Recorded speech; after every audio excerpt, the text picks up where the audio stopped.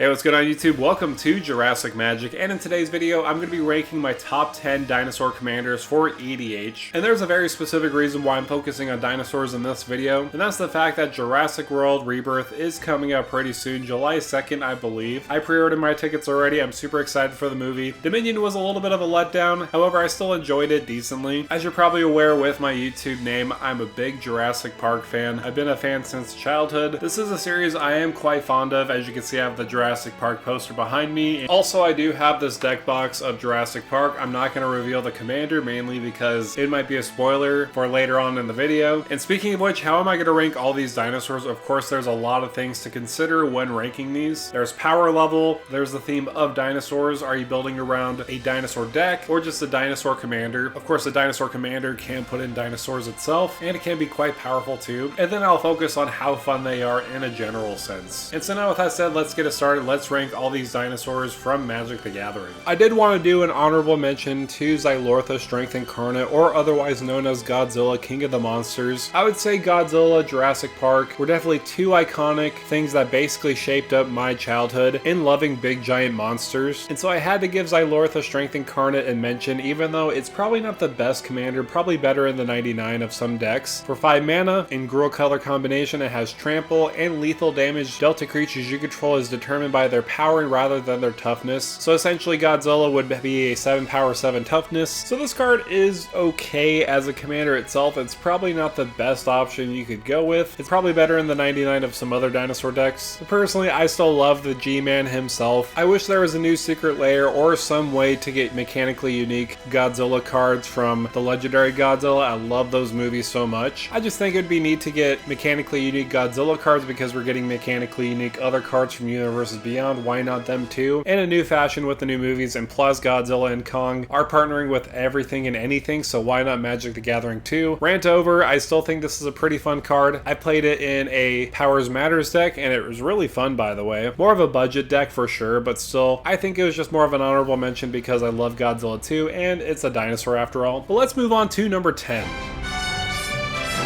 So first up on this list is Nezahal Primal Tide, and a lot of people are probably scratching their heads, why is this on the list at all? Because technically plesiosaurs are not dinosaurs, they're reptiles. If we're going that deep, and Nezahal is technically a plesiosaur-like creature in Magic the Gathering. But diving into this commander, and the reason why I put it on this list is I recently watched a episode of EDH Rec talking about unconventional brews, and they talked about Nezahal in a Voltron strategy. And weirdly enough, it actually quite works the way they described it, and the way you could brew around it can be pretty viable, and honestly drawing cards is very powerful, and that's what Nezahal does very well. I'll link the episode so that you can see what they discussed with Nezahal and how this unconventional brew worked. However, it is at number 10 because of course there's other dinosaurs that are just clearly better as dinosaur commanders and a little bit more powerful, having more colors than just blue. This is really just focusing on Nezahal itself. It has some really good stats. Even though it is 7 mana, it can't be countered. You have no maximum hand size. Whenever an opponent casts a non-creature spell, you draw a card, and you can discard 3 cards, exile Nezahal, return it to the battlefield tapped under its owner's control at the beginning of the next end step. That acts as great protection for itself, especially against like a board wipe. Typically you draw a ton of cards off of Nezahal when it sticks on the battlefield. There's a lot going for this commander. Even though it is a mono blue, there's a lot of artifact ramp that you could get up to this. So personally, I think it's a very enjoyable commander, one that I'm tested to try out myself as a Voltron strategy. But now I wanted to shift gears and talk about number 9. And that would be Ghalta and Mavren from March of the Machine. This is a really good commander pair. And the reason why I say commander pair, because it's 2 different creatures stuck in one card with Mavren and Ghalta. I really like this as a go wide token deck. You can either go tall with a bunch of dinosaurs or go small with a bunch of creatures with vampires. It all really depends on the size of your board that is tapped and attacking. I feel personally this is a little better than Nezahal, even though they share the equal mana cost of 7. This, however, has green and white. Green is very important in ramping into these type of commanders. Plus it gives you a very good win con. It's 12/12 itself, so 2 swings away at an opponent will spell good game for them. And not only that, whenever you attack, choose 1. You either create a tapped and attacking XX green dinosaur creature token with trample, where X is the greatest power among other attacking creatures. It doesn't count Ghalta itself, or that would be super stupid. Or it has the other option, create X 1/1 white vampire creature tokens with lifelink, where X is the number of other attacking creatures. So the notable difference is the dinosaur you're making will be tapped and attacking, and the little vampires you make are not going to be tapped and attacking. They're just going to be standing on the battlefield untapped. I just really like how versatile this commander is. You could either go wide or go tall, or you could even go both in a way. I think there's a lot of cool things that you could do with this. Of course, the draw X spells, where X is the power, like Greater Good, or other spells can be good whenever you're making those dinosaur tokens. You can just sacrifice those immediately to gain value. So again, this is why I have it at number 9. But we're at number 8, and that would go to Huatli, Poet of Unity, or Roar of the Fifth People. And the big reason why I don't have it a little bit higher is because it's not a dinosaur itself. Whenever I'm focusing on these creature types, I want the commander itself to also be that creature type too. However, Huatli is a pretty good dinosaur commander. It can act as a win con if you switch to the backside. It'll get you a basic land when entering the battlefield, but if you flip it into Roar of the Fifth People, that's where things really will get out of hand. For the first lore chapter, you make 2 3/3 green dinosaur creature tokens. On the second lore chapter, creatures you control have tap, add red, green, or white. And the third lore chapter, search your library for a dinosaur card, reveal it and put it into your hand, then shuffle. And the last lore chapter, dinosaurs you control gain double strike and trample until end of turn. So this will give you everything you want in a dinosaur commander. It'll provide bodies on the battlefield, tap for mana, act as a tutor for dinosaurs, and give them double strike and trample until end of turn. The one downside to this though is the fact that it doesn't flip back into Huatli. You'll have to recast her from the command zone and do that all over again. But if you're having to do that all over again after going through all those sagas, you probably should have won anyways if you built your deck right. Either way, Huatli is a pretty good commander. Again, I'm pretty biased towards dinosaurs specifically as my commanders, or else this would be a lot higher.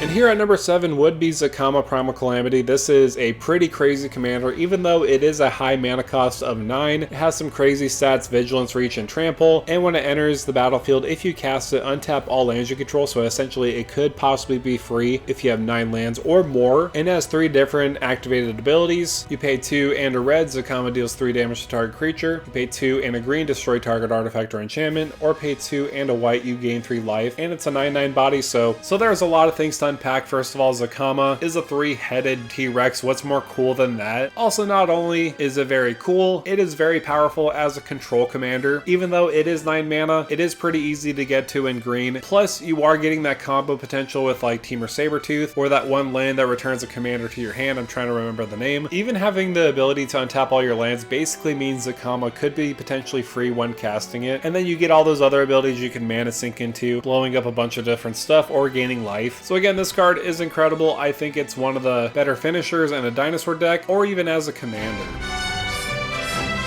And at number 6 is the first Jurassic series card, and that would be Indominus Rex Alpha. And I know a lot of people didn't like the Jurassic World movies, but there's no denying there's a serious hype level with Jurassic World, the first movie. I think I saw this movie in theaters about 4 or 5 times after I graduated high school. And overall, as far as the Jurassic series goes, this is my second favorite movie. The first one would obviously be the first one. That is a classic. Sorry if I'm rambling too much. I just love talking about Jurassic Park. Speaking of which, the Indominus Rex Alpha was the main villain of the 4th movie in the franchise. And I gotta say that this card represents Indominus Rex Alpha very well. It's in Sultai color combination for 5 mana with a 6/6 body, and when it enters, discard any number of creature cards. It enters with a flying counter on it if the card was discarded this way had flying. The same is true for First Strike, Double Strike, Death Touch, Hexproof, Haste, Indestructible, Lifelink, Menace, Reach, Trample, and Vigilance. And it has another ability: when Indominus Rex enters the battlefield, draw a card for each counter on it. So when I say this card is flavorful, I mean it is absolutely flavorful to the movie. They combine all the best attributes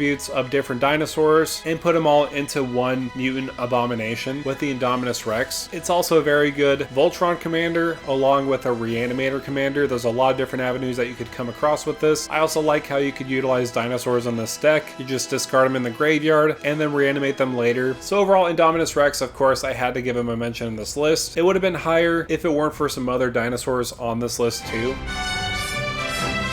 So we're halfway through the list at number 5, and that would be Blue Loyal Raptor and Owen Grady Raptor Trainer. And the reason why I like this is because Temur color combination is a very good color combination for dinosaurs specifically, and I like what they are doing flavorfully for dinosaurs. This is not as powerful as the Indominus Rex, however, this focuses on dinosaurs a little bit more. Because Owen Grady is a Raptor Trainer, he's giving blue or other dinosaurs all sorts of different attributes of Menace, Trample, Reach, or Haste in the form of counters. And in the movies, he does train blue blue, giving her all sorts of attributes. And of course, blue passes them on to other dinosaurs for each other kind of counter. On blue Loyal Raptor, each other dinosaur you control enters that battlefield with a counter of that kind. So again, I love the story that this is presenting. The flavor is so on point. I don't know if I like the form of counters. Maybe an Anthem, that would have been better. Either way, blue Loyal Raptor and Owen Grady are a very cool partner pair that I thought was deserving at number 5. Speaking of which, let's talk about Indoraptor, the perfect hybrid. I know we're going one after another, talking about the Jurassic Park and Jurassic World commanders, but this one I gotta say is the best out of the bunch because it's so cheap, only costing one Golgari hybrid and a red, so 3 mana total for a legendary creature, Dinosaur Mutant, and it has Bloodthirst X. So this creature enters the battlefield with X 1/1 counters on it, where X is the damage dealt to your opponents this turn. So let's just say you casted a Flame Rift, each opponent was dealt 4 damage each. This will enter with 12 1/1 counters on it, making it a 15-13, so that by itself is pretty nuts. Also, it does have some other abilities with Menace and Enrage. Whenever Indoraptor, the perfect hybrid, is dealt damage, choose an opponent at random. Indoraptor deals damage equal to its power to the player unless that player sacrifices a non-token creature. So this can be pretty brutal. Of course, this is more of a Fight Club deck, and which can include other dinosaurs that do have Enrage. You don't just have to use the Indoraptor, and that's why it can be built as a dinosaur deck using all those Enrage cards. And this can be a win con in the command zone too, especially depending on how much counters you do put on it and how much enrage triggers you do give. Though outside of the card itself, I will say Fallen Kingdom probably wasn't one of my favorite films from the Jurassic Park franchise, but the Indoraptor was pretty cool. I like the concept and design of it, but I will say it's definitely one of the better commanders from that set for sure.